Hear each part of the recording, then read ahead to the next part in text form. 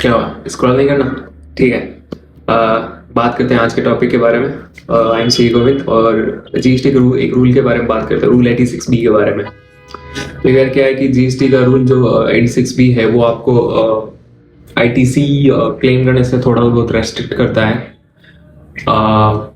अगर किसी registered person का टैक्सेबल टर्नओवर थोड़ा ज़्यादा है, मतलब कि एक लिमिट है 50 लाख, उससे अगर ज़्यादा है तो उनको एटलीस्ट 1% ऑफ उसकी जो जीएसटी लाइबिलिटी है वो उनको कैश में पे करना पड़ेगा।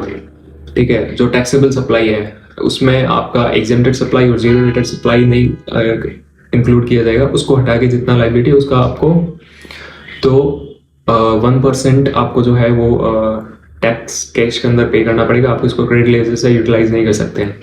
इसके कुछ एग्जेम्पशंस हैं। अगर इनकम टैक्स आपने 1 लाख से ज़्यादा पे किया हुआ है लास्ट 2 फाइनेंशियल ईयर्स के अंदर, जीएसटी के अंदर अगर आपका रिफंड है 1 लाख रुपीज़ से ज़्यादा और आपने 1% कैश पे किया हुआ है फाइनेंशियल ईयर के अंदर, और गवर्नमेंट और जो पीएसयूज है उनके लिए ये एग्जेम्पशन है।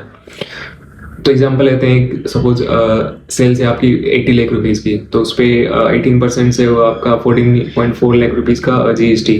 तो आईटीसी जो है वो आपका रेस्ट्रिक्ट हो जाएगा 99% यानी कि 14.256 लाख रुपीज़ पे, और 1% कैश आपको यानी कि 14,400 कैश के अंदर आपको जमा कराना पड़ेगा।